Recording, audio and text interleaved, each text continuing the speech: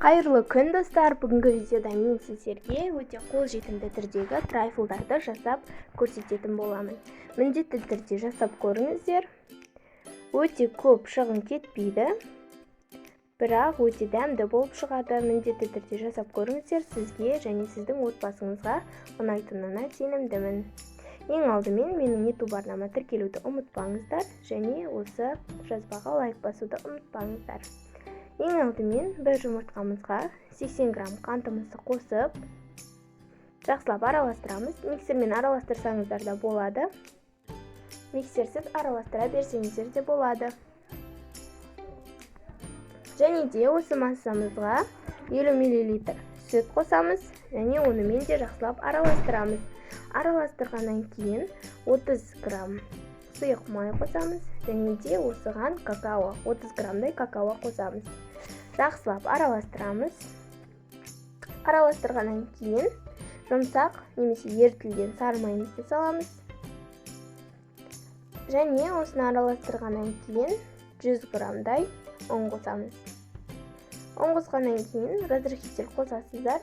1 чайный ложка жетеді. Енді осы массаның барлығын бір консистенцияға келгенше араластырасыздар. Кішкене сұйықтау болуы тиіс. Табамызды майлап немесе пергамент қағазына осы массамызды құямыз. Және де осыны 200 градуста 10-20 минут аралығында пісіресіздер. Піскен піспегенін зубочисткамен, шпажкамен көрсеңіздер болады. Ал енді креміне кірісетін боламыз. Жұмсақ сары майымызды аламыз да табамызға саламыз, яғни өзіңізге ұнаған кез келген ыдысқа саласыздар да миксерлеп бастайсыздар. Кішкене ағарғанша миксерлейсіздер. Менде кремі ол май мен сгущенкадан жасалған. Және осылай миксерлеп жатқан кезде сгущенканы қосамыз аз мөлшерден.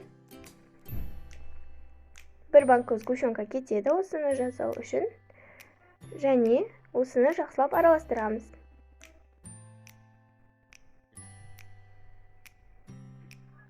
Жақсылап миксерлейсіздер. Формасын өте жақсы ұстайды.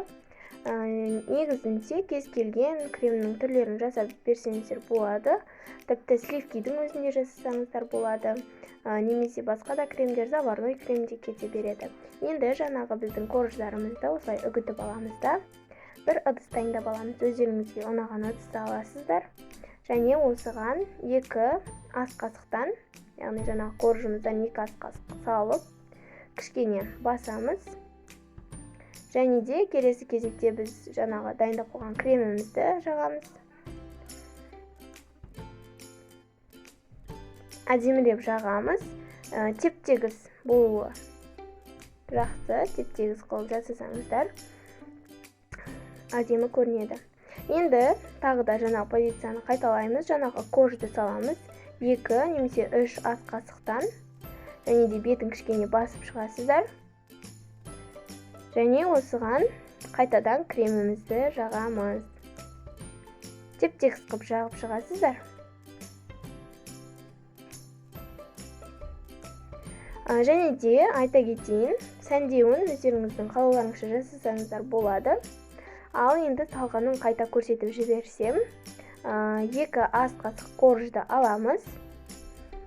Ыдысымызға салып, кішкене басамыз.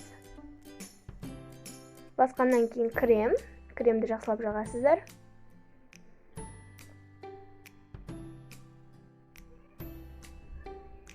Кремін жақсылап жаққаннан кейін тағы да жаңағы коржымыздан 2 немесе 3 қасық салып,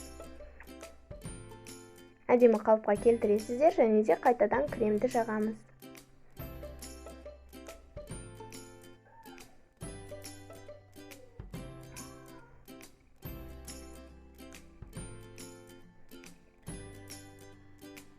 Кремімізді осылай бетіне тегістеп жағып шығасыздар.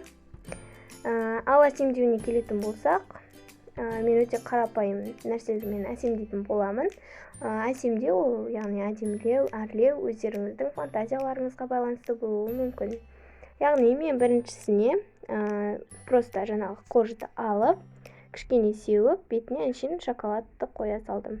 Ал екіншісінде ақ шоколадты ерітіп, яғни молочный шоколадты бетіне қойып қойдым. Міне осымен біздің трайфлымыз дайын. Міндетті түрде жасап көріңіздер деп кеңес беремін.